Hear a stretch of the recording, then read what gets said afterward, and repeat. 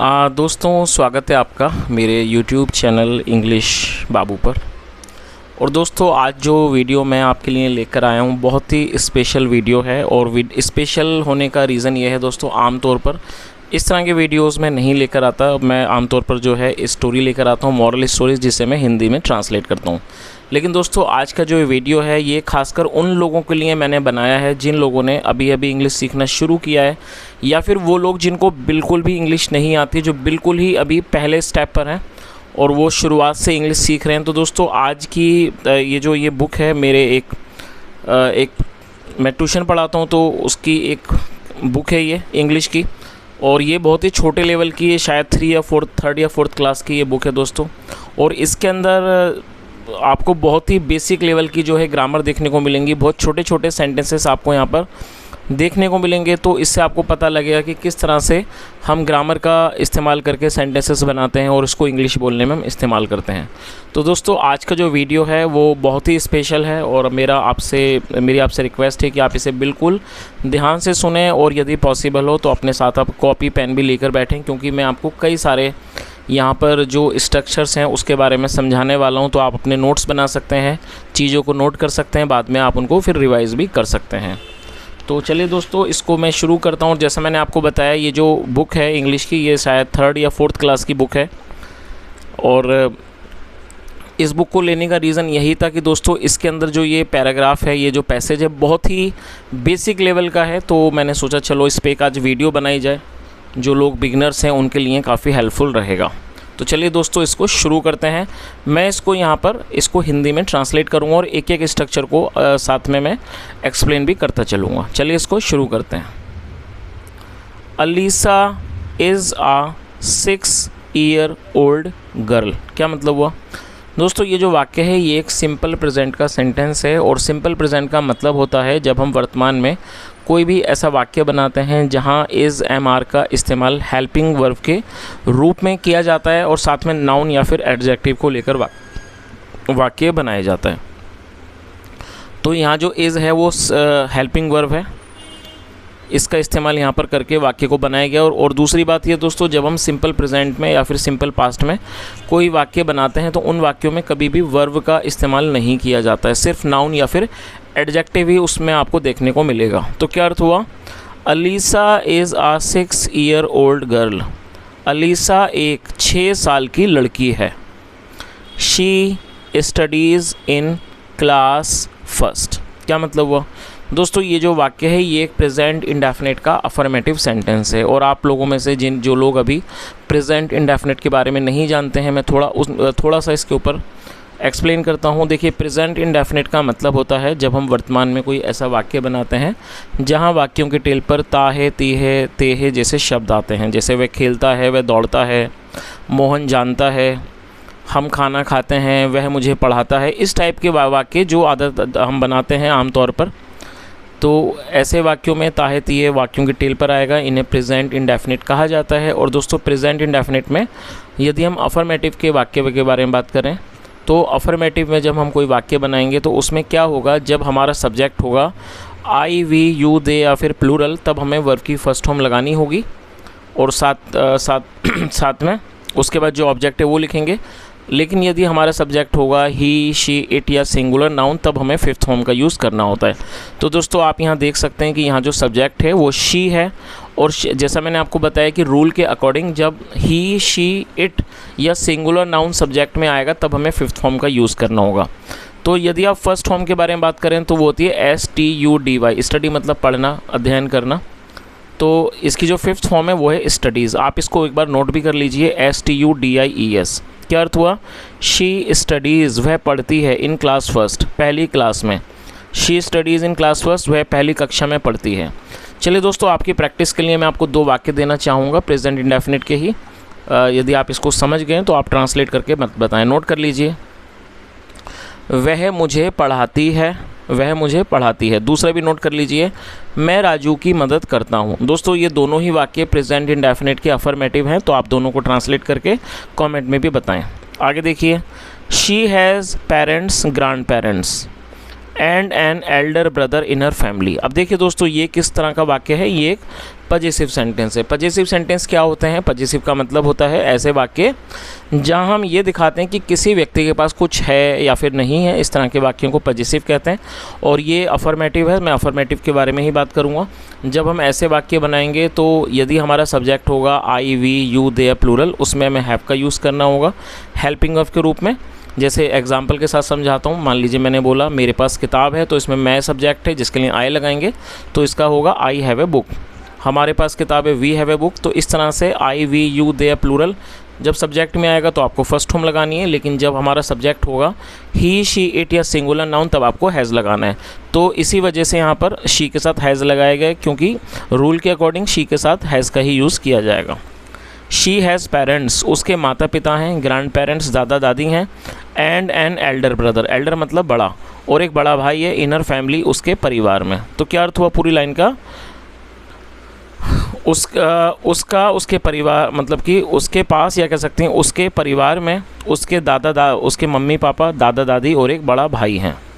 चलिए दोस्तों, यहाँ भी मैं आपको एक प्रैक्टिस के लिए 2 वाक्य देना चाहूँगा पजेसिव के, नोट कर लीजिए। पहला वाक्य है हमारे पास कार है। दूसरा सेंटेंस है राजू के पास मोबाइल है। दोनों को आप ट्रांसलेट करें, कमेंट में बताएं। चलिए आगे देखते हैं।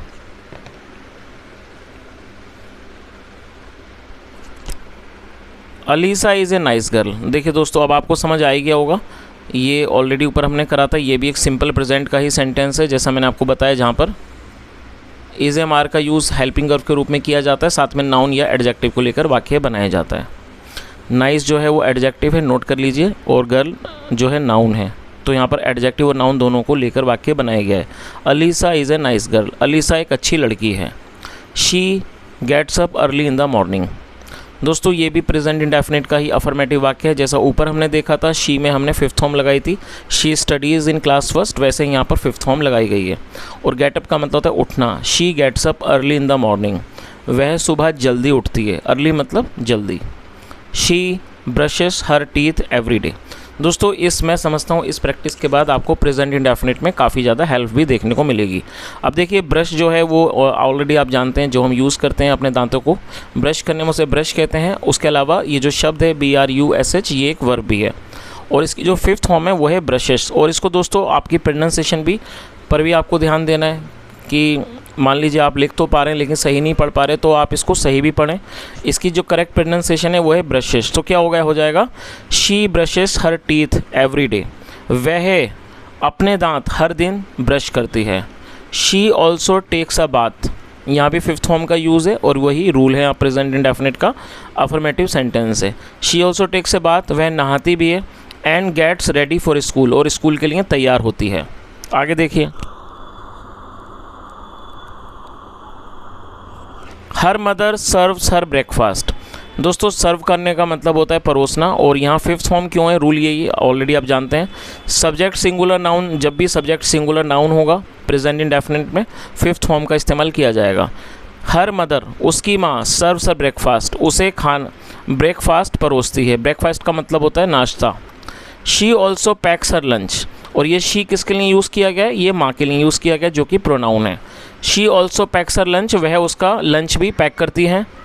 Alyssa eats her breakfast. अब देखिए दोस्तों, यहाँ कितनी सारी 5th फॉर्म आपको देखने को मिली। ईट मतलब होता है खाना, और ये 5th फॉर्म है, ऑलरेडी आप जानते हैं। अलीसा सिंगुलर है, इसलिए 5th फॉर्म लगाई गई है।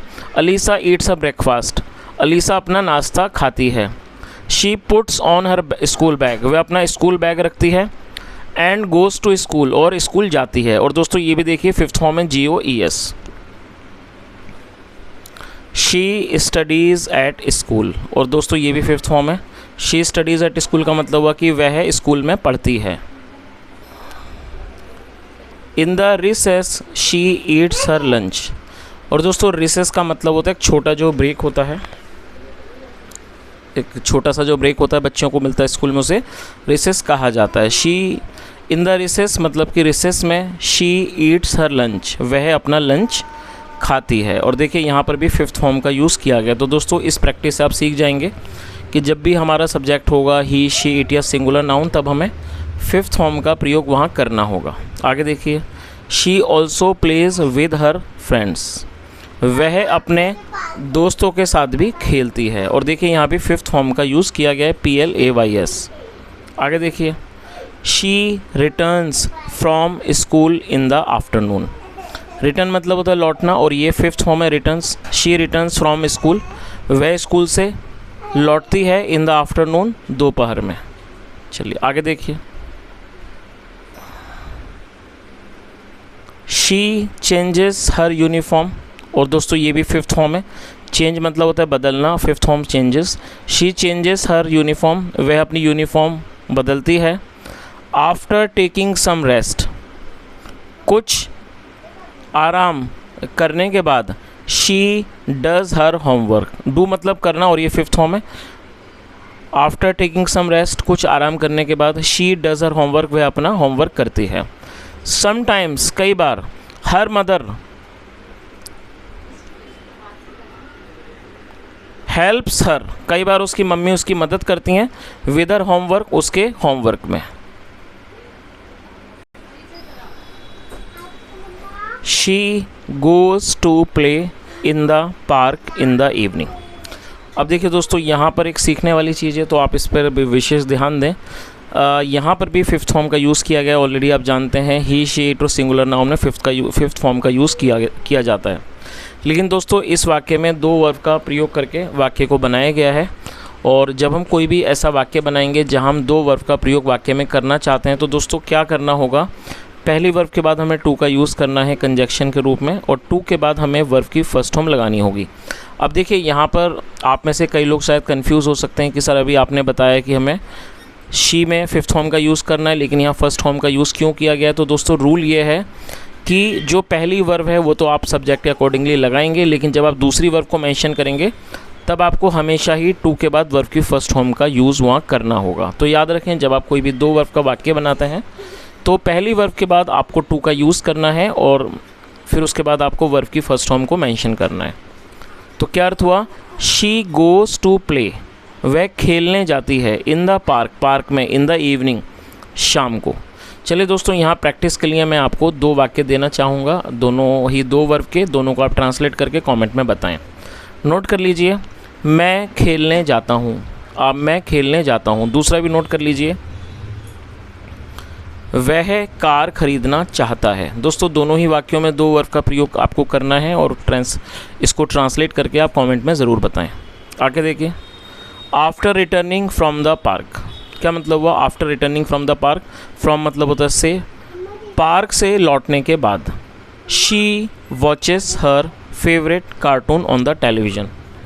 और दोस्तों वॉच का मतलब होता है देखना, WATCH, फिफ्थ फॉर्म है वॉचेस, आप इसे भी नोट कर लीजिए। आज आपको कई सारी फिफ्थ फॉर्म यहाँ देखने को मिली हैं।